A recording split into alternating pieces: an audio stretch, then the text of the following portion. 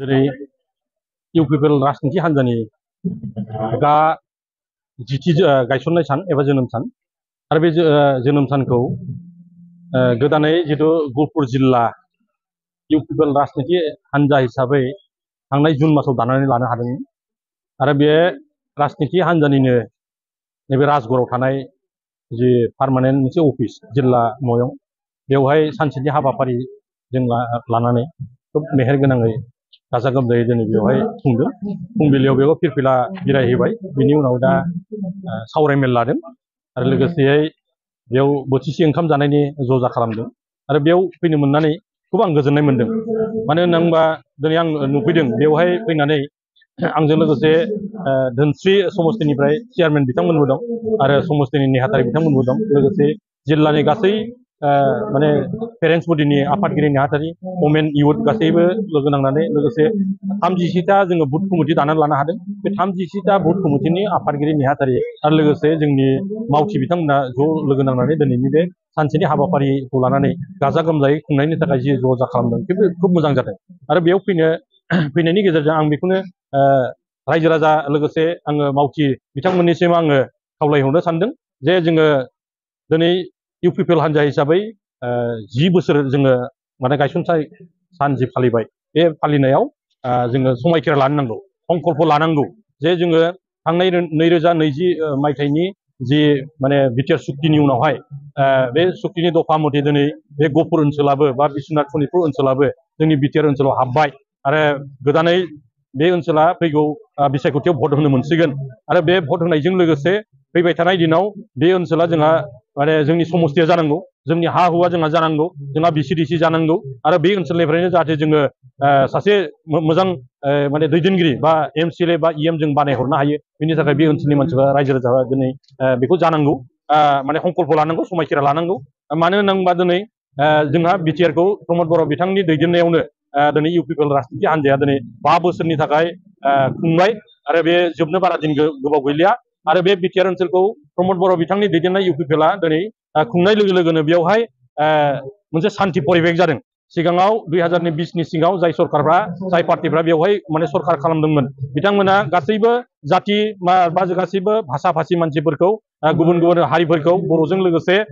माने एखे लोगोसे खुंनो हायैनि थाखाय बा बिथांमोनखौ बजबना लानो रोङिनि थाखाय बेवहाय बर' अबर' हंगात जादोंमोन, आन्दलन जाबाय थादोंमोन। दा बेफोरनि थाखायनो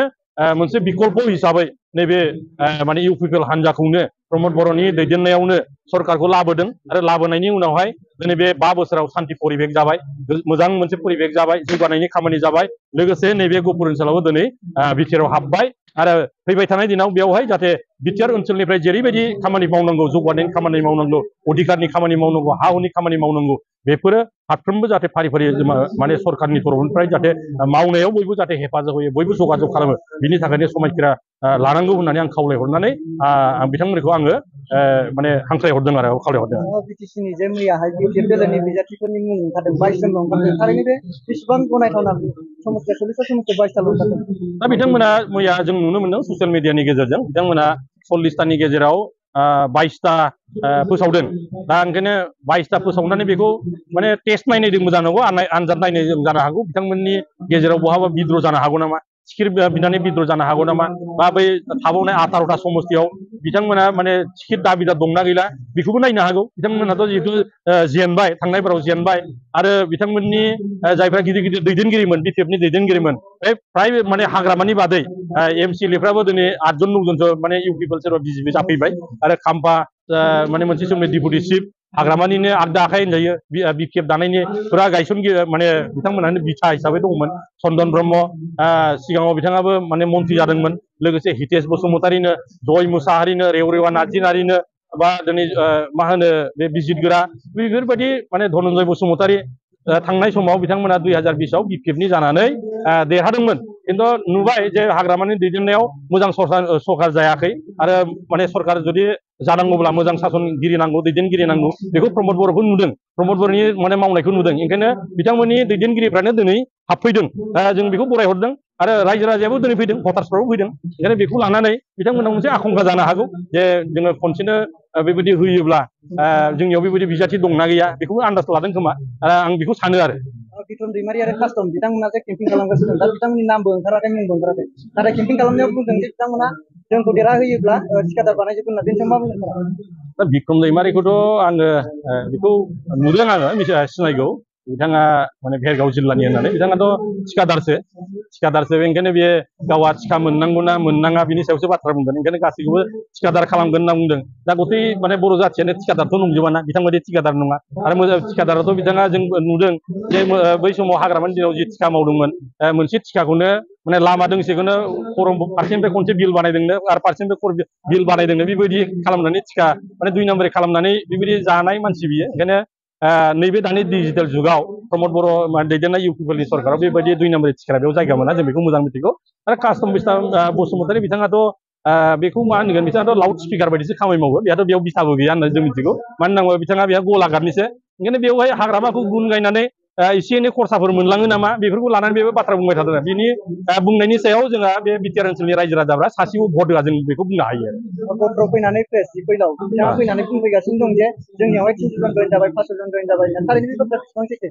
दिनैनि थारिखआव बे गहपुर जिल्लायाव जइन जाबाय माने दा बेवहाय खुनु दलानो जिहेतु गैखायामोन दा जेसेबांखिनि माने दा बेयाव भटार्स हिसाबै दिनै बिटिआर आव हाबबाय बिथांमोनहा माने गोदान भटार्स ओंखायनो बेयाव जइन जाबाय मा जाबाय होननानै बुंलाबायनाया मा ओंथि फोरमायनो नागिरदों आं मिथिया खिन्थु बिथांनि बे जि गोजाम जि समस्ति थांनाय बाराव बिथाङा बे धोनस्रि समस्तिनिफ्राय देरहानो हादों बिथाङा मोनदों जे 20 बोसोर माने बिपिएफआनो देरहादों होननानै बुंदों नैबेयाव आरो धोनस्रियाव खिन्थु बिनि सिगाङावथ' रबार्ट नार्जिया देरहादोंमोन मोजां सासन खालामैनि थाखायनोथ' माने इउडिएफ हिसाबै रबार्ट नार्जिया देरहादोंमोन ना बिनि उनावहायसो 2015निफ्राय 20 सिमहालागै रबार्ट नार्जारि इउडिएफनि एमसिएलए दंमोन दा बिथाङा टिएमसि ना मा जाबाय होनना बुंदों बिनि उनावसो नै थांनाय बाराव बिथाङा खुब खम सम भटनि गेजेराव देरहाखांनायनि उनाव बियो गावनि माबाखौ मोजाङै दैदेननो हायाखै एमसिएलए फान्ड हिसाबै बहा बाहायदों बाहायाखै जों दिनै नुनो मोना बिथांनि नामानो गैया बे मावाखैबो जेबो खामानि मावाखै आरो बे ओनसोलखौ लानानै बिथाङा सिन्था धारना गैया जायनि खारनावनो बिपिएफनि प्राय माने 2000निबो बारा जोंनि दलाव जगदान जाबाय जायफोर भटार्स दैदेनगिरि बिथांमोननि चेयारमेन एक्स प्रेसिडेन्ट माने पन्सायतनि बा बे भिसिडिसिनि माने प्राइमारि कमिटिनि प्रेसिडेन्ट बा दैदेनगिरि बिथांमोना दिनै माने जइन जादों ओंखायनो बिथांमोननि हार्ड वार्कारफ्रानो जुदि जइन जादोंबा आरो बिथांमोननियाव जे माने सोरबा 300 जन मानसि गोदानै जइन जादों होननाय प्रभाब गोलैगोन होननानै आं साना आरो बिथांमोननिफ्राय आरो नैबे साननैसोनि गेजेराव आरो फारि फारि जगदान माने जाबावनो थाखाय जों दा खालामगासिनो दं आरो मानो होनना बुङोबा बिथाङा थांनाय बे 5 बोसोराव एमसिएलए हिसाबै जेरैबायदि माने बिरोधि दलाव खामानि मावनानै रल लानांगौमोन बा बे ओनसोलनि जौगानायनि थाखाय खामानि मावनांगौमोन बे ओनसोलनि समस्यानि थाखाय बाथ्रा बुंनांगौमोन बेफोरखौ बुंबोआखै बिनि थाखायनो नुदों जे बे ओनसोलनि रायजो राजाफ्रा लोगोसे गहपुरनि रायजो राजाफ्रा नुदों जे प्रेस मुसाहारिनि दैदेननायाव बे बिटिआर माने बे सरकारनि जायफोर मावनो लानाय खामानि बा सुक्तिनि खामानिया बे मालाबाबो जाफुंनाय नङा ओंखायनो बेखौ बिसास खालामाखै रायजो राजाफ्रा बिसास खालामाखै बिथांमोननि दलाबो बिसास खालामाखै ओंखायनो फैबाय थानाय दिनाव बिथांनि माने दैदेननाय बे बिपिएफनिफ्राय हाजार हाजार जगदान जानो थांगासिनो